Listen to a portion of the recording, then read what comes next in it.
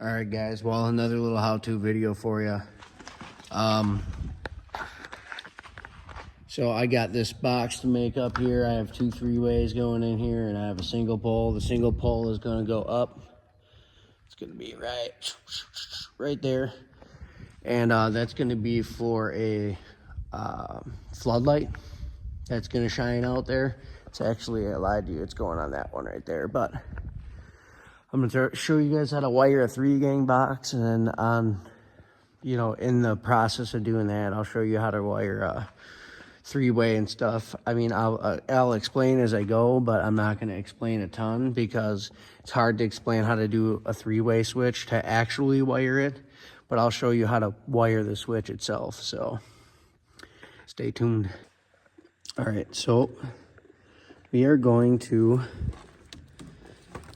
trim all these bad boys down.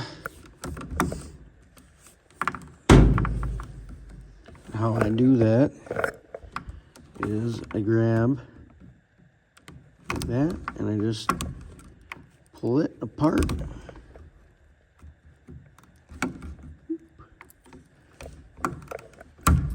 You can always use your knife or box cutter or whatever you want to do.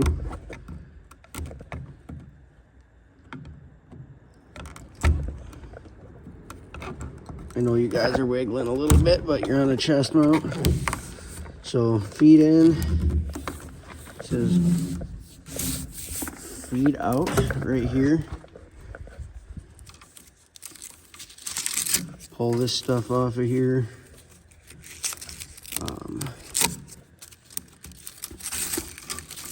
The reason I'm doing this box right now is because it's starting to get low light out there. I'm gonna do this box. I know you don't need this much sheathing in the box either, but I like to leave as much in there as you can.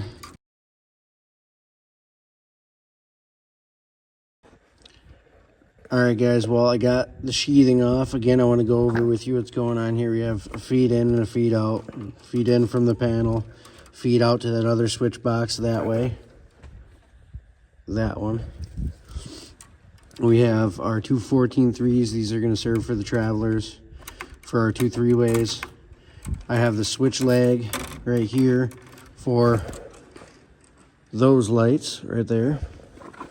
And then this is the switch wire that is going to go up there for the motion light or floodlight, whatever you want to call it. So I'll show you guys now how I make up everything. I'm going to twist that one up there. I'm going to take this wire here. The reason I'm wrapping it around these 2 travelers on the 14-3 is to mark that this one is going to be your common wire on your 3-way switch. This one here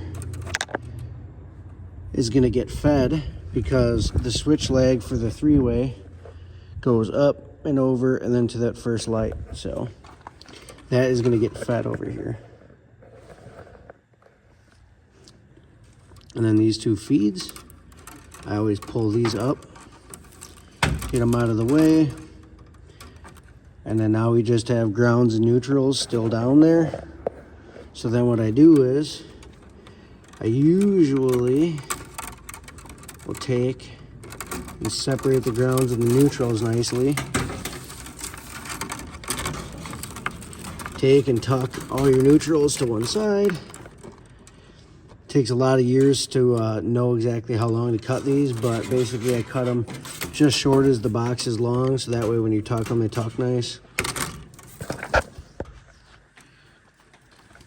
Strip all these. Once you get these stripped, you're going to do the same thing with these. But before I touch the grounds, I'm going to get these all manually twisted. Which normally what I do is I take the opening in my linesman's. There's a straggler right there. You want them to all be the same length roughly. You don't want to have one super long. Sometimes if you can't get them, you can tap them Get them all roughly the same. There we go. Now you can see how they're all the same distance roughly. Usually just start working them over.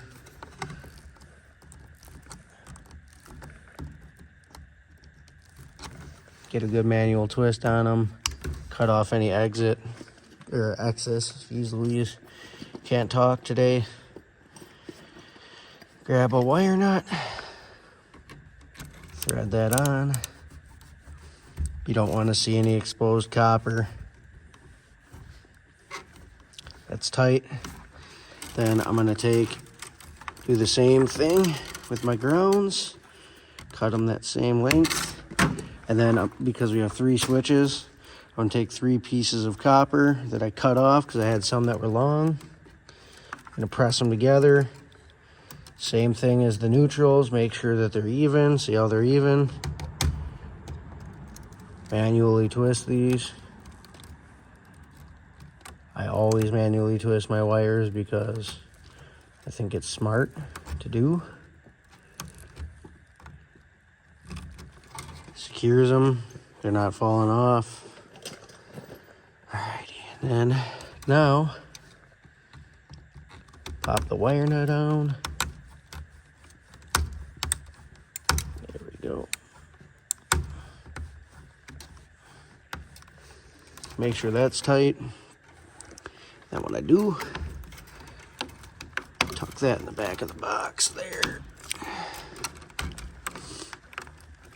Tuck that. So those are nice. You take these hots here, and I am gonna tuck them kind of inside of those wires because they're gonna go underneath. The only 2 wires that need a feed are this single pole switch and this 3-way. Because like I said, this 3-way is going to get fed down there. And then this 3-way that switched here is going to get fed down there. So it's going to be the exact opposite of the setup we have here.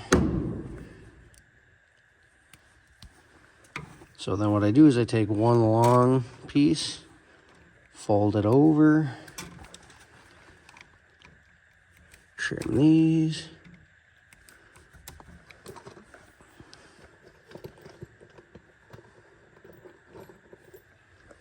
grab a wire nut, get these even, bend this, make sure those are nice and even. Get a good manual twist with these so they look like that. Thread that bad boy on there. And then tuck that under the grounds here. Take your snippers, cut the feed off on that one, or cut it in half I should say. Fold it under. And you got the switch leg for your floodlight right there. I'm gonna grab a ground. Usually take the ground, wrap it around so it holds the wires nicely. Cut them 3-4 inches sticking out of the box. This one's already made up. So I'm gonna push this ground over there. Grab this. Wrap that one up, cut them the same distance. This one is gonna get wired like this. This is your common wire, and I'll explain to you what that means and why I'm wrapping this black around these. These 2 from the 3-wire that go between this box and the other box are travelers. This is a common, this is a feed, that is a switch leg. You have to have a feed or a switch leg on one side or the other. Unless you know how to exception them, which I'm not going to explain that to you guys because that gets complicated. All right, so now you're left with this, your grounds, your neutral, your hots, everything's tucked in. So you got 3-way 1, 3-way 2, and then you have a single pole switch, which is going to be this wire that's going to go up right there. So we're going to make sure we separate the commons, so that way you don't end up accidentally mixing up one of the travelers in a common. I always curl them. I don't ever backstab them, because backstabbing's stupid. And if anybody ever tells you different, they're lying to you. They're lying. Get all these twisted up here, or curled.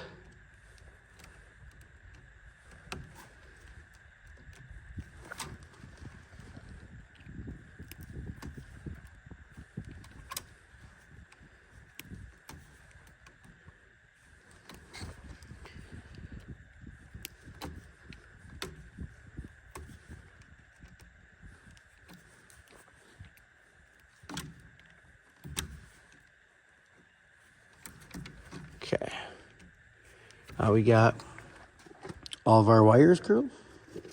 I have Uno 3-way switches. Oh, that is not a 3-way switch. That's my dang outlet tester. I have Dos 3-way switches, and I have Uno single pole here. Hopefully I said that right. Going to take the ground on the green, tighten it down, flop it over, stick both of these under here. That's how you wire a single pole. Take your screw gun, zip. See how those wires are nicely tucked? I'm gonna grab this. So now the 3-way switch has one black screw and 2 gold screws. The 2 gold screws are your travelers. Those are the part of the 14-3 that goes from this box and the other box. So you got this bad boy.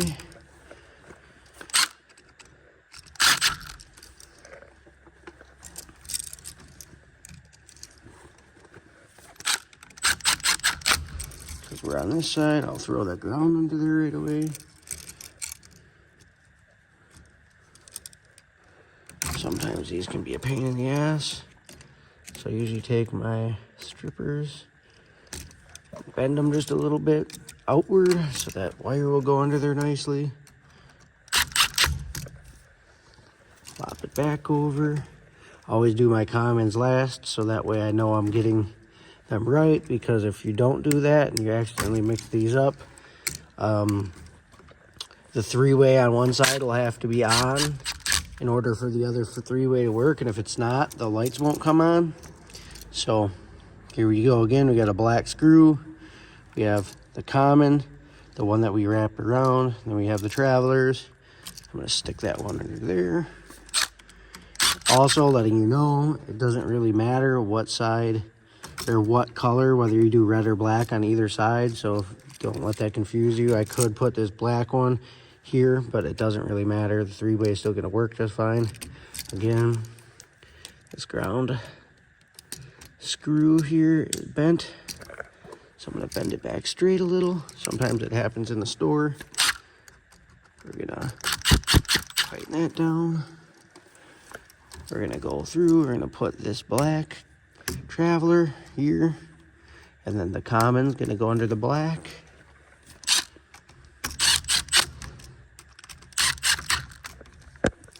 Then what we're going to do is I'm going to fold these all in here nice. What I do is I get that tuck, that 90 in there nice, and then I kink it kind of in the back.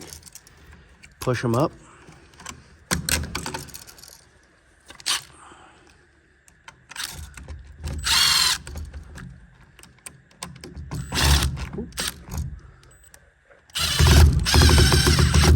Need a new bit, slipping a little.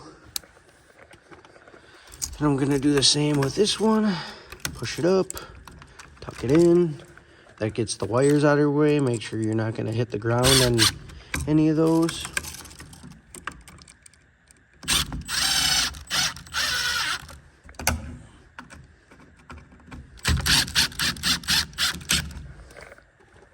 Same thing with this bad boy here. Gonna kink that and tuck it.